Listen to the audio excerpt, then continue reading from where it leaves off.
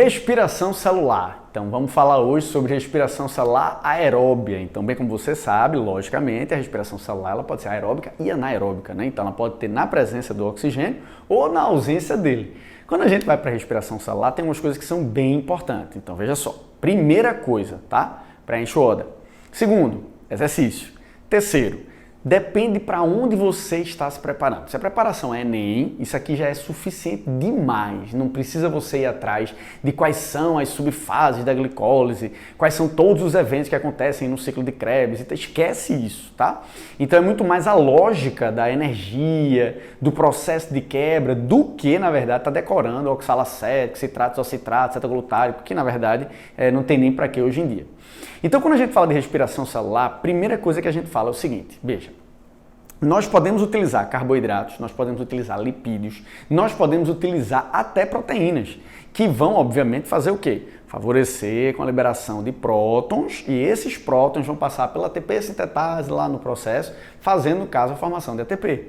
Então tem que lembrar disso daí, a primeira coisa que você tem que lembrar dentro de um processo de respiração. Fermentação também, mas fermentação já seria outra aula. Então, quando a gente vai para a respiração, é o quê? Quebra total. Então, quebra total da glicose, tá? Ela vai ser em processo aeróbico ou anaeróbico. E ela tem 3 fases. Uma que vai acontecer fora da mitocôndria e 2 que vão acontecer dentro da mitocôndria. Isso também já foi falado na introdução. É importante que você, se tiver dúvida nisso, obviamente reveja a introdução, tá? Quando a gente vai então para a parte de respiração celular, lembre-se, quando uma molécula de glicose ela vai ser degradada ou quebrada ou destruída ou oxidada pela respiração, ela vai me dar 30 ATPs. Quando a glicose ela é quebrada por um processo fermentativo, ela só me dá 2 ATPs. Então vamos dizer assim, respiração, quando utiliza a glicose, o pacote energético liberado é muito maior. Fermentação, quando utiliza a glicose para a liberação de energia, o pacote energético é muito menor. Então é como se ela estivesse, vamos dizer assim, estragando a glicose. Faz sentido? Então, nesse caso, estragando a glicose, por quê, Bara? Porque ela vai pegar uma glicose que tem um alto potencial energético e só vai me dar 2 ATPs, a fermentação. A respiração não. A respiração vai pegar a glicose, que tem um alto potencial energético, e vai conseguir extrair praticamente toda a energia que a glicose pode me dar, tá? Toda não, porque tem que dissipar, logicamente, tá? Mas a quantidade de energia é muito maior. E isso, inclusive, remete a uma questão do Enem, né? Que caiu, colocando o gráfico, depois você corre atrás, se for o caso, para dar uma olhadinha nessa questão, tá bom? Como a aula aqui é só a parte de conceito, então não vale a pena agora a gente estar mostrando a questão. Mas veja só. Então, nesse caso, a respiração vai fazer isso. Então, se eu tiver uma atividade muscular, por exemplo, meu músculo está com atividade muscular com oxigênio, aeróbia, beleza. Cada glicose, vamos usar o critério dos 30 ATPs. Então, cada glicose, 30 ATPs. Cada glicose, 30 ATPs. Ele está lá, massa. E eu começo a intensificar esse exercício. Aí começa a faltar oxigênio. Aí começa o processo fermentativo, fermentação láctea. Aí nesse processo fermentativo, fermentação láctea, ela vai pegar uma glicose e liberar 2 ATPs. Veja, ela estava pegando glicose e liberando 30 e está pegando a glicose agora e liberando 2. Você vê que ela é um uso menos eficiente da glicose, né? É uma quantidade de produção de energia menos eficiente. Então, consequentemente, sim, a gente pode dizer que está ocorrendo aí uma produção menor uma liberação menor de energia, beleza? Tranquilo?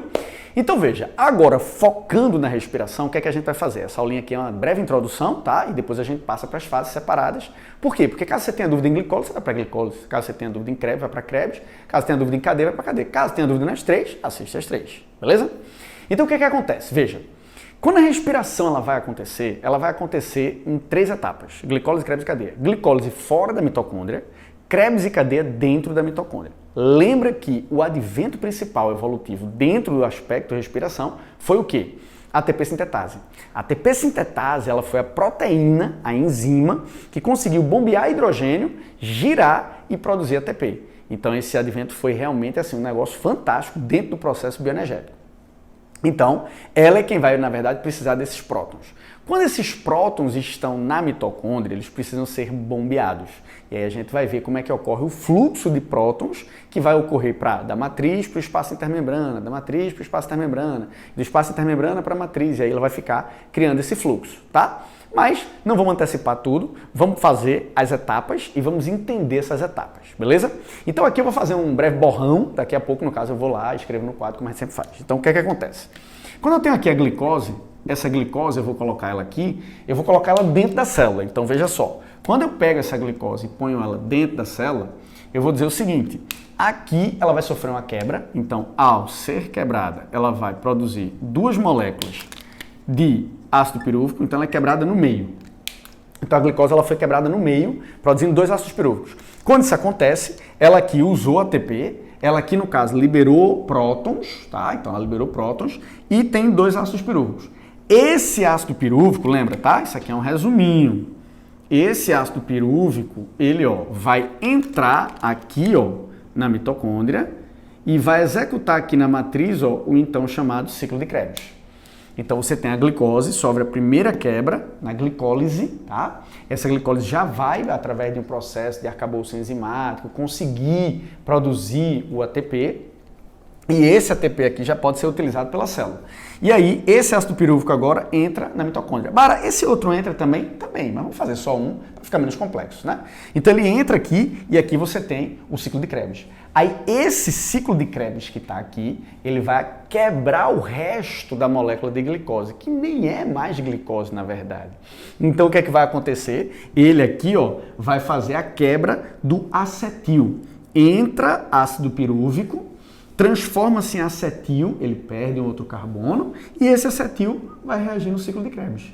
No ciclo de Krebs ocorrem novas quebras, então veja, glicólise foi quebra, Krebs foi Krebs foi quebra, e aí, consequentemente, vem aqui para essa proteína o processo de transporte de prótons e elétrons, tá? Que aí é a ATP sintetase. E aí você tem a cadeia transportadora de elétrons. Se a gente fizer uma ampliação disso aqui, isso aqui eu vou ampliar aqui, tá? Isso na verdade é uma carreirinha, ou seja, uma sequenciazinha de proteínas, tá? Aqui, e a ATP sintetase assim, beleza? Então, nesse caso aqui, o que é que nós temos? Nós temos essas proteínas, e nós temos a ATP sintetase. Quando eu vou para esse processo, aí você tem que se ligar no seguinte. Aqui você tem os prótons que vão ser jogados.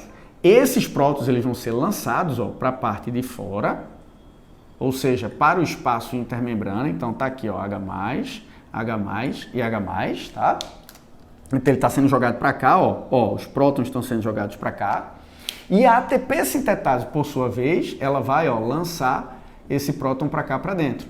Quando ela lança esse próton para dentro do espaço, então agora ela está lançando para cá, tá? Aí o que é que vai acontecer? Ela gira. E esse giro aqui vai fazer com que uma força motriz ela possa pegar esse ADP mais o fosfato e ligar ele.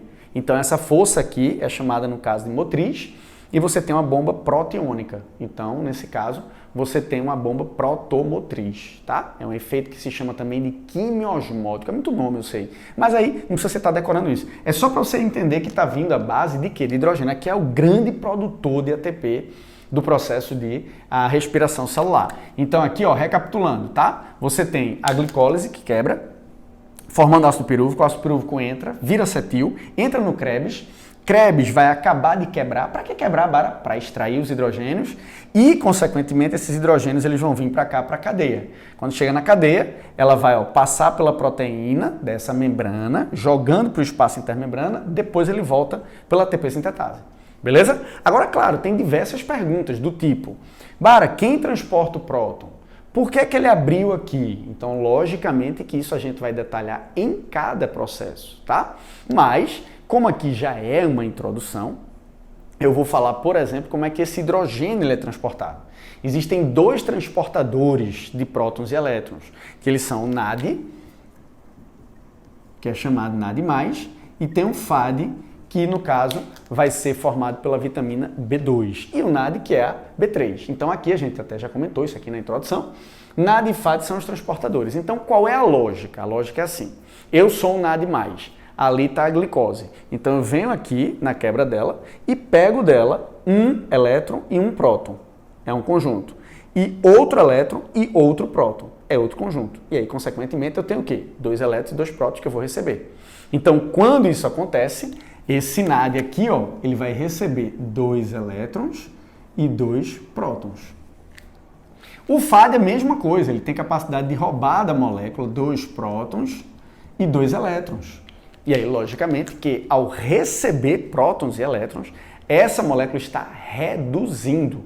Então é importante a gente dizer o seguinte, ó, aqui para cá está ocorrendo a formação do NADH mais H+, ele não tem capacidade de carregar na molécula dele 2 prótons, então ele vai pegar aqui, ó, H e H+, tá? E, consequentemente, ele vai estar conduzindo aqui o outro por indução, que é o mais. Beleza? Então ele vai ser NADH mais H+. Logicamente ele tem 2 cargas negativas. E aqui, no caso, o FAD, ele é diferente do NAD, ele vai ser o FAD H2. E aí ele está carregando 2 elétrons e 2 prótons, realmente, tá? Isso aqui a gente está dizendo que está ocorrendo a redução.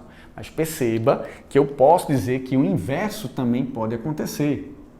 Então, ó, o inverso acontecendo, o inverso acontecendo. Então é simples agora a gente entender o seguinte, veja bem. Eu sou NAD, NAD+. Aí eu venho aqui na molécula de glicose, quando ela quebra, aí eu pego 2 elétrons, 2 prótons e me torno NADH. Então eu fiz aqui uma redução, eu reduzi. Quando eu pego esse NADH, aí eu venho aqui, ó, até a membrana, tá? A gente vai ver depois que esse NAD ele não entra, é simplesmente um processo de indução, mas beleza, ele vem até aqui e libera os prótons para essas proteínas aqui criarem esse fluxo aqui, ó. Então aí sim a glicose lá do começo está gerando essa energia. Por quê? Porque eu estou vindo aqui, pegando hidrogênio no processo de quebra, pego esse hidrogênio, venho até aqui e agora eu faço esse sistema aqui funcionar. Krebs, mesma coisa. Ácido pirúvico entrou aqui, acetil entrou em Krebs, né? Com a enzima A que a gente vai detalhar. Aí ele aqui vai pegar esses hidrogênios que foram produzidos pela quebra e vai levar para a cadeia. Aí a cadeia, a terceira fase, que é essa daqui, fazendo de novo o fluxo de prótons. E aí vai funcionando. Ô Bara, esse hidrogênio aqui tem que vir da glicose? Não. Ele pode vir do lipídio, ele pode vir da proteína, tá? E aí, consequentemente, a gente vai em cada detalhezinho mostrar isso daí para vocês. Beleza? Tranquilo? De boa? Então o que é que eu vou fazer agora? Eu vou mostrar uma figurinha para você, tá? E aí que faz parte dessa introdução. E aí nessa figurinha eu vou mostrar de onde vem esse hidrogênio, para onde ele vai, o que é que pode acontecer. Então vamos para essa figurinha agora para a gente poder fazer isso daí, tá joia? Vamos lá. Prontinho, então aqui você vê o seguinte, veja, é o resumo, tá? A introdução, para a gente passar para glicólise, Krebs e cadeia, tá bom? Então, quando você vem aqui, para essa introdução eu já posso usar para o Enem? Já pode, tá? A gente tá falando toda a respiração. Depois a gente vai fazer só um aprofundamentozinho em cada fasezinha, para você, na verdade, ficar mais esperto, mas também é muito tranquilo. Então, veja, quando a gente vem aqui, tem, ó, glicose, tá? Então, aqui é a célula, delimitação da célula. Você tem aqui a mitocôndria, essa mitocôndria aqui é de Hooker, né? Ela tá verde, tá? Mas ela deveria ser vermelha, é a melhor representação da mitocôndria, mas ela tá verde. Não tem problema nenhum também quanto a isso, é porque a representação vermelha é por conta do ferro, né, que ela tem, e aí, consequentemente, cria essa ideia de ser vermelha. Mas veja, a glicose entrou na célula, aí essa glicose aqui, ó, ela quebra na glicólise, forma o ácido pirúvico, ó, tá vendo? E aí quebrou no meio, pá! Só que essa quebra, ela usa 2 ATPs e vai produzir 4. O saldo é de 2 ATPs.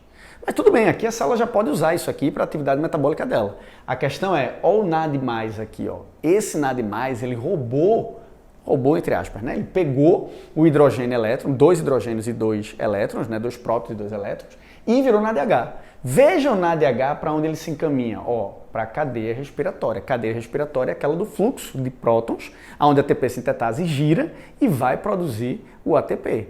Então você vê que ele tirou daqui e veio para cá. Aqui a gente vai ver depois que ocorre uma passagem do próton. Um NAD, na verdade, ele não entra, tá? Mas, enfim, é como se ele estivesse entrando e vindo para cá.